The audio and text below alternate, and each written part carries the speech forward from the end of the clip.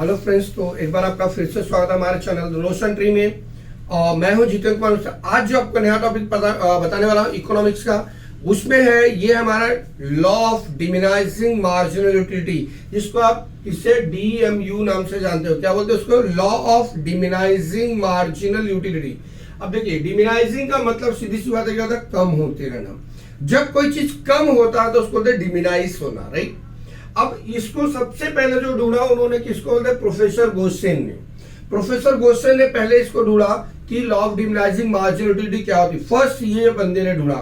उसके बाद में जब अल्फ्रेड मार्शल जो है, वो अल्फ्रेड मार्शल ने अपनी बुक में वापस से उसको रिवाइज करके लिखा। उनकी बुक का नाम था प्रिंसिपल ऑफ इकोनॉमिक्स, जो कि 1890 में पब्लिश हुआ।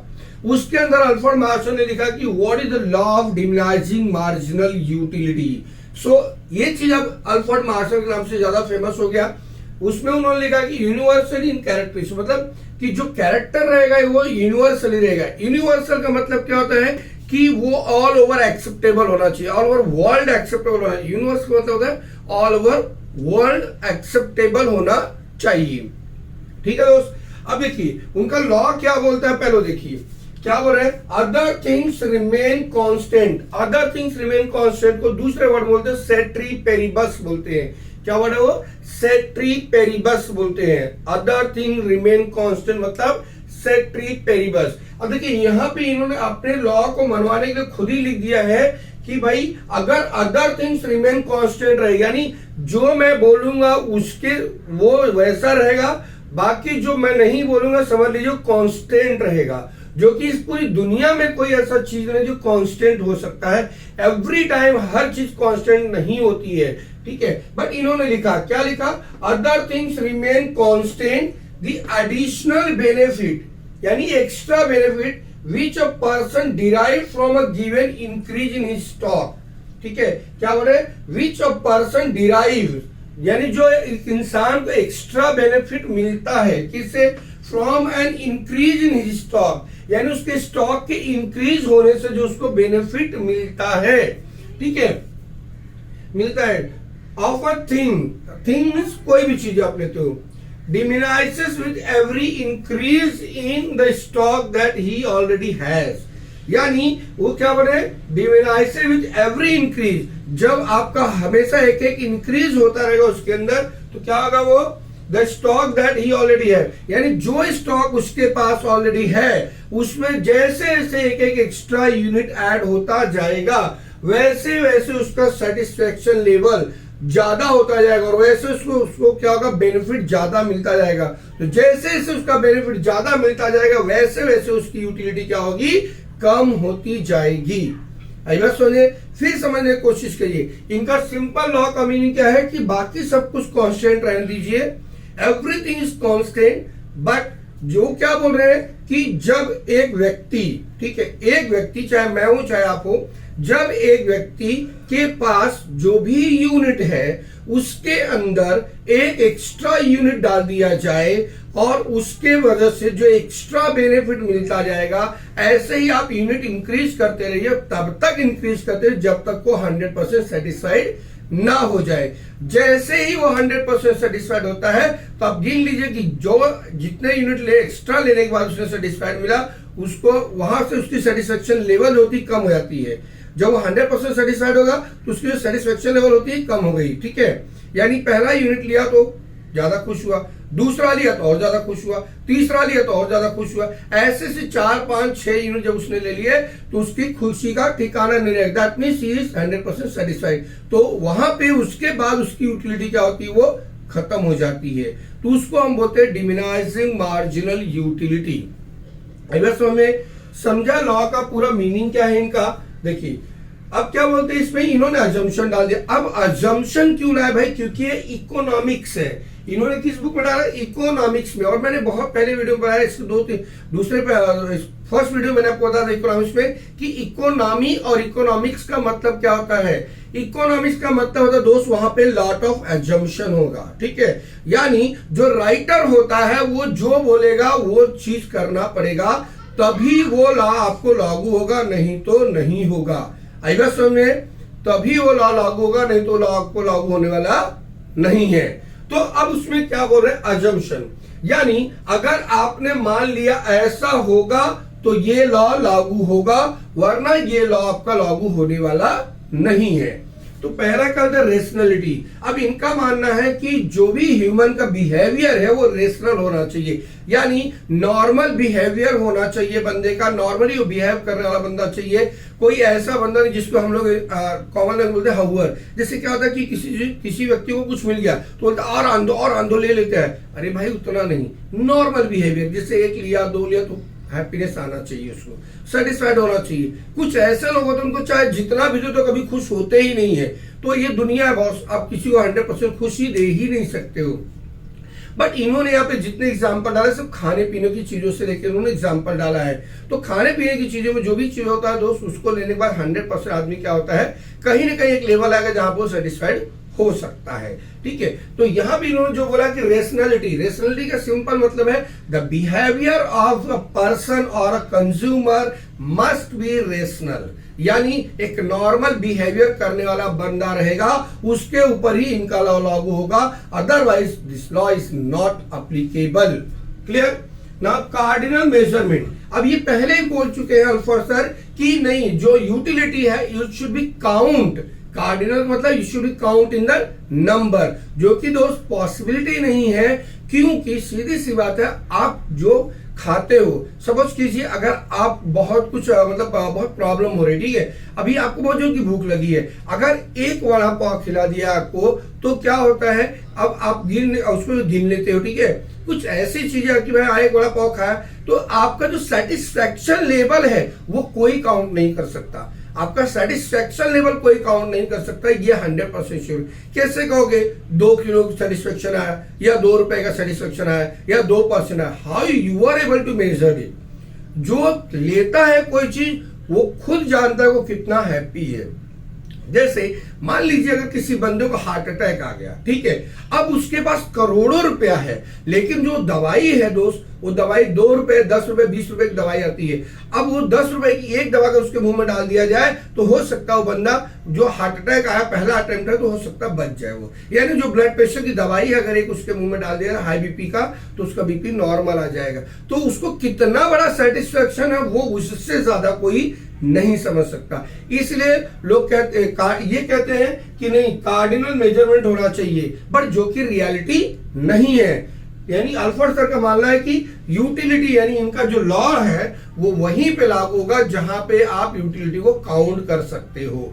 काउंटिंग होना चाहिए, उसको बोलते हैं कार्डिनल मेजरमेंट होना चाहिए। फिर क्या होता है होमोजेनिटी। अब कहते हैं भाई होमोजेनिटी का मतलब क्या है कि वो जो प्रोडक्ट है जो पहला यूनिट है वैसे ही सेम यूनिट होना चाहिए सर, वैसे ही क्या होना चाहिए, सेम यूनिट होना चाहिए, उसको बोलते हैं होमोजेनिटी। ठीक है, होमोजीनियस मतलब एक जैसा होना। ठीक है, अब एक जैसा तो कोई चीज होगा नहीं दोस्त, लेकिन ये कहते हैं अगर एक जैसा हुआ तो ही मेरा लॉ लागू होगा। अब सिंपली बताइए जितनी भी आपके घर में खाने पीने की चीज बनती है सब एक जैसा तो होता नहीं, यानी same size same colour same taste, ऐसा तो बहुत रेयर पॉसिबल है, होते नहीं। जैसे कि आप खुद जानते हो कि अगर एक आम का वृक्ष है, उस आम के वृक्ष में क्या होता है, फल लगते हैं, ठीक है, आम लगते हैं। आपको लगता है कि एक आम अगर मीठा निकला तो क्या सारे उस आम के पेड़ के सारे आम मीठे होंगे? ऐसा पॉसिबल नहीं होता है। ठीक है, ऐसी पॉसिबिलिटी बहुत रेयर आ सकती है, ऐसा नहीं होगा। तो बट इनका मानना है क्या, the product should be homogeneous, यानी प्रोडक्ट क्या होना चाहिए, सारे प्रोडक्ट जो होना चाहिए वो होमोजेनियस आइडेंटिकल साइज में होने चाहिए। एक उनका जो साइज होना चाहिए वो आइडेंटिकल होना चाहिए, यानी जिसको आप देख सकते हो, प्रॉपर मेजर कर सकते हो, वैसा साइज होना चाहिए। नेक्स्ट क्या होता है कंटिन्यूटी। अब इनका मैं कह रहा हूं कि ये खाने पीने चीज पे बहुत अजम्पशन कर डाले हैं। इनका मानना है कि वो कंटिन्यूटी होनी चाहिए। कंटिन्यूटी होगा तो क्या होगा दोस्त, यानी कह रहे हैं कि वो लगातार खाते रहना चाहिए। यार इंसान है भाई, सांस तो लेगा ना यार। अब तुम कह रहे हो कि कंटिन्यूटी होनी चाहिए, यानी वो कंटिन्यू खाते रहना चाहिए। तो भाई कोई भी चीज होगा आप कंटिन्यूशन अगर लेते रहो, इंटेक करते हो, तो कभी न कभी आपको 5 रोटी 7 रोटी 8 रोटी खाने का पेट भरेगा। अगर आप एप्पल भी खाते हो तो 2 एप्पल 4 एप्पल खाने के बाद तो आपका पेट भरेगा ना। तो वो बोल रहे कंटिन्यूटी, यानी आप 2 मिनट भी आराम नहीं कर सकते हो, आपको लगातार लेना है। क्या हवर थोड़ी ना यार, खाता रहेगा। बट इन्होंने बोल दिया तो भाई मानना पड़ेगा, क्योंकि अगर ये अजम्पशन आप नहीं मानते हो तो ये लॉ लागू होगा ही नहीं। ठीक है, तो ये क्या होता है, कंटिन्यूटी होना बहुत जरूरी है। That means what the consumer has to consume that particular continuously. They cannot give the break. उसको बोलते हैं क्विक सक्सेशन। क्या वर्ड यूज करते हैं, क्विक सक्सेशन, यानी एक के बाद एक जल्दी जल्दी खाते रहना चाहिए। लग रहा है भाई कंपटीशन लगाते रहते हैं। रीजनेबिलिटी, अब रीजनेबिलिटी का मतलब है कि उसका जो साइज होना चाहिए वो रीजनेबल होना चाहिए। ठीक है, क्या होना चाहिए, वो जो यूनिट का जो साइज होना चाहिए वो रीजनेबल होना चाहिए, न कि एकदम बहुत बड़ा ले दिया और नहीं बहुत छोटा। अरे लाया तो राजापुरी आम ला दिया इतना बड़ा, और नहीं लाया तो गांव का छोटा वाला आम उठा के ला दिया, ऐसा नहीं चाहिए। क्या बोल रहे हैं, वो रीजनेबल साइज होना चाहिए, एक साइज होना चाहिए, उसकी फिक्स होनी चाहिए। ठीक है, तो उसको बोलते हैं रीजनेबिलिटी। देन कॉन्स्टेंसी बोलते हैं। कॉन्स्टेंसी मीन्स व्हाट, कांस्टेंट होना चाहिए जो उसको चीज मिल रहा है। ठीक है, यानी जो इसका इनकम है, अब देखो कॉन्स्टेंसी में क्या है, जो उसका इनकम है, जो उसका प्रेफरेंस है, जो लाइक है, जो डिसलाइक, जो चॉइस है, वो कांस्टेंट होना चाहिए। मुझे बता दीजिए दोस्त, ऐसा कौन सा व्यक्ति जिसकी चॉइस कांस्टेंट होगी, अब तक बदली ही नहीं होगी। 100% आपका जो चॉइस है वो बदलता है। बट ये कह रहे हैं कि भाई आपकी जो चॉइस होगी, जो आपका टेस्ट होगा, जो प्रेफरेंस होगा, वो कांस्टेंट होना चाहिए, जो कि पॉसिबल नहीं है, जो कि पॉसिबल नहीं है। बट ये बोल रहे हैं कि the law of diminishing marginal utility is applicable only when they have the constant income, when they have constant taste, when they have constant preference। तो भाई अगर ऐसा हुआ तो ये लॉ लागू होगा, वरना लागू नहीं होगा। देन डिविजिबिलिटी, यहां पे इनका जो मानना है, डिविजिबिलिटी मींस कि कोई भी प्रोडक्ट हो, ऐसा नहीं है कि वो बहुत लंबा सा है और उसको एक साथ मुंह में डालने वाला प्रोडक्ट चाहिए। इनका कहने मतलब कि प्रोडक्ट को स्लाइसिंग कर दिया जाना चाहिए, तोड़ तोड़ के खाने लायक रहना चाहिए, तोड़ तोड़ के यूज करने वाला चाहिए, तो ही इनका लॉ लागू होगा, नहीं तो नहीं। तो बहुत सारे ऐसे प्रोडक्ट होते हैं, अब जैसे एप्पल हो गया, उसको काट के आप खा सकते हो, ठीक है, आप काट के खा सकते हो। इडली हो गया, डोसा हो गया, वड़ा पाव हो गया, देन पानी पूरी हो गया, ये सब में क्या डिविजिबिलिटी, भाई आप काट तोड़ तोड़ के खा सकते हो, कोई इश्यूज नहीं है। तो यहाँ पर तो एक चीज में इनका चीज अच्छा लगा कि भाई डिविजिबिलिटी होनी चाहिए, क्योंकि एक साथ भी इतना बड़ा अगर आपको एप्पल दे दिया, फटाक से मुंह में तो डाल नहीं लोगे, ले आप मुंह में डालिए, ऐसा पॉसिबल ही नहीं है। आपको क्या करना होगा दोस्त, कि उसको चाकू से काटना पड़ेगा। You can use your knife and you have to cut it, and by cutting that you are able to eat it. It's not possible directly you have to put the whole apple in your mouth. It's not possible. So here this word is very important, right? Then single want. अब इनका मानना है कि जो भी चीज आप लेते हो उससे आपको खाली एक ही want satisfied होना चाहिए। That is not possible. It's not possible. Now today, lot of people, they are thinking one thing I have taken, and that one commodity or one thing have a capacity to satisfy my multiple wants.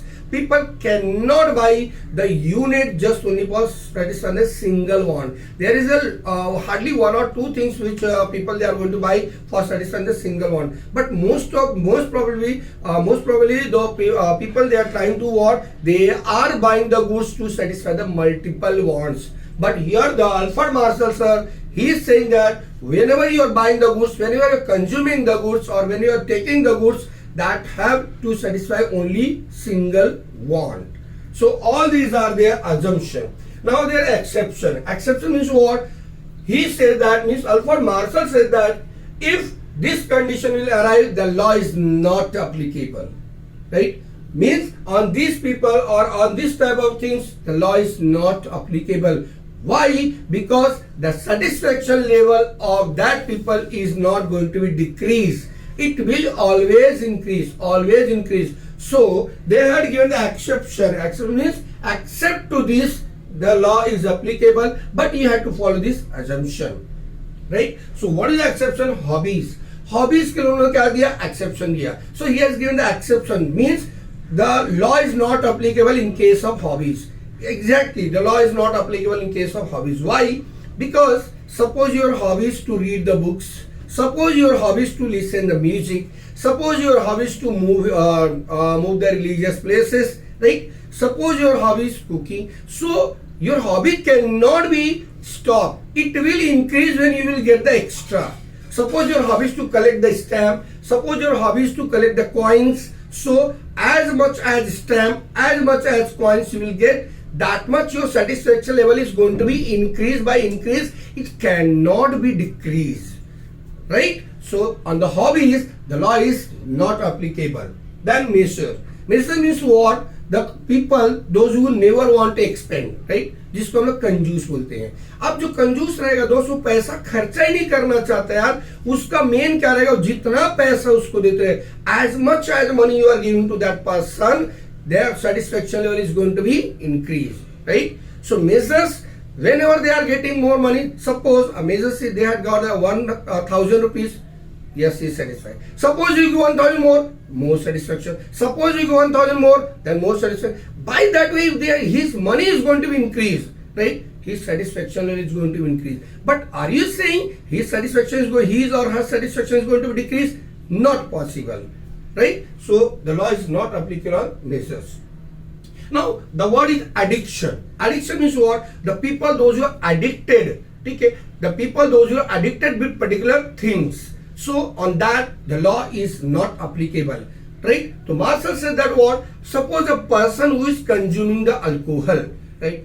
The consumption of alcohol will never decrease the toxication. The consumption of the alcohol will never decrease the toxication. It will always increase the toxication. As much as the toxication is increased, that much satisfaction is increased of the person, those who are addicted with that, right? So there is again the law is not applicable. यानी जो बंदा अगर दारू पीता है, जो नशा करता है, उसको जितना ही आप उसको पिलाते रहिए, जितना उसको नशा देते रहिए, उसका टॉक्सिकेशन लेवल, जो उसका नशे का जो लेवल है दोस्तों, बढ़ता चला जाएगा. और जितना नशा बढ़ेगा उतना ही उसको मजा आएगा. तो फिर वही गाना गाएगा, झूम बराबर झूम शराबी करता रहेगा दिन भर, और ये लॉ लागू होने वाला नहीं है. क्यों? क्योंकि उसको एडिक्टेड है, वो उसको चाहिए तो चाहिए वो, ठीक है. कभी कभी देखते हैं कोई ऐसा रहता जो दारू पी के खुद ही पैंट पे कर दे रहा है, खुद ही उसी में लेट रहा है, और फिर पूछो भाई और दारू पिएगा क्या, तो क्या आज आने दो, 2 बोतल और आने दो, वो भी हजम हो जाएगा, वो भी पी लेगा, फिर पैंट पे करेगा, फिर पिलाइए, फिर पिएगा. ही नेवर से कि नहीं भाई अब नहीं चाहिए. That person is called addiction. So on that the law is not applicable. Then power. Power means what? कि जैसे अभी आप जिम जाते हो, right? Lot of people they are going to gym. So they are doing lot of gymnastic, right? इतना सारा gym करते हैं, इतना करते हैं, बहुत बॉडी बन गई, लेकिन फिर बोलते नहीं थोड़ी पावर और चाहिए, थोड़ी पावर और चाहिए, 4 किलो वेट और उठा लेता हूं, छाती 56 से 57 हो गई और 70 हो गई, लेकिन अब डोले सोले उनके इतने सारे बढ़ गए, लेकिन नहीं, आने दो और पावर आने दो और पावर आने दो, पावर ही पावर लेते रहेंगे. तो क्या उनके ऊपर लॉ लागू होगा? नहीं, क्योंकि उन्होंने बोला है कि उसका सेटिस्फेक्शन लेवल डाउन होना चाहिए. यहाँ तो सेटिस्फेक्शन लेवल बढ़ेगा ही, यहाँ सेटिस्फेक्शन लेवल डाउन होने वाला नहीं है. The people those who are going for the doing gym, they when they are making lot of bodies and they are always trying to increase their power, they never want to try to decrease the power, isn't it? Now money. अब देखिए पैसे का जो चीज है, पैसे किसको काटते मेरे भाई बता दे, पैसा किसको काटता है? जितना ज्यादा आपका पैसा आएगा, जितना ज्यादा आपका पैसा आएगा, उतना ही ज्यादा आपका सेटिस्फेक्शन लेवल बढ़ता जाएगा. अब सपोज कीजिए मैं कहता हूँ धीरूभाई अंबानी है तो उनके पास पैसा है, चलिए वो तो नहीं है सर, मुकेश अंबानी जी है, इतना पैसा है, तो घर में क्यों शांत नहीं बैठते भाई? घर में बैठो ना. नहीं, और आन दो और आन दो और आने दो और आन दो, यानी पैसा पैसा पैसा, एवरी टाइम पैसा चाहिए. तो कितना भी पैसा है, the money can not, money when you are receiving the money, money satisfaction level is 0. There are people they cannot satisfy even though they will give the whole country money, right? पूरे world का पैसा उनको दे तो उनको खुशहाली आने वाली नहीं है, सेटिस्फेक्शन लेवल आने वाला नहीं है, राइट? चलिए, तो आई थिंक आपको यहाँ एक्सेप्शन तक समझ गया. अब क्रिटिसिज्म. क्रिटिसिज्म क्या होगा? इतना ये मार्शल बोल रहे थे, तब से उसमें से लोग खड़े होकर बोलना चालू किए, ये मार्शल तुम गलत बोल रहे भाई, बहुत जगह तुम्हारे अंदर गलतियां हैं, क्योंकि जहां अजम्पशन होगा, जहां एक्सेप्शन होगा, वहीं पे तो क्रिटिसिज्म होगा. और क्रिटिक्स होने भी चाहिए भाई. जब तक कोई आपकी गलतियां बताने वाला नहीं होगा तब तक आप सीखोगे भी नहीं. तो यहाँ पे अब अल्फ्रेड मार्शल की गलतियां निकालने लगी. ये क्या बोले? Unrealistic assumption. क्योंकि इन्होंने जितना भी अजम्पशन डाला है, मोस्ट प्रोबेबली कोई भी अजम्पशन रियल नहीं है. ठीक है, कोई भी अजम्पशन रियल नहीं है दोस्त। क्यों रियल नहीं है आप खुद सोच सकते हो। ये बोल रहे हैं रीजनेबिलिटी होनी चाहिए, रीजनेबल साइज होना चाहिए, ऐसा तो है ही नहीं भाई कोई चीज के एक सेम साइज सेम शेप होगा। ये बोल रहे हैं अदर थिंग्स रिमेन कांस्टेंट। अरे भाई सब चीज कांस्टेंट नहीं होती मेरे भाई, किसी का इनकम बदलता है, किसी का टेस्ट बदलता है, प्रेफरेंस बदलता है। तो आप कैसे कह रहे हो? Because of that critics say that what it's unrealistic assumption. That means whatever the assumption is taken by Alfred Marshall is unrealistic. It is not real. It is just only thing of the Marshall, not universally applicable. Next cardinal measurement. अब marshal sir ने बोला भाई cardinal measurement number में count करो। ये क्या बोल रहे, क्रिटिक्स क्या बोलते, नहीं, हर चीज आप नंबर में काउंट नहीं कर सकते हो। यानी एक बंदा कितना खुश होता कोई चीज पाके, इसको कोई मेजर कर ही नहीं सकता, इसको कोई मेजर कर ही नहीं सकता।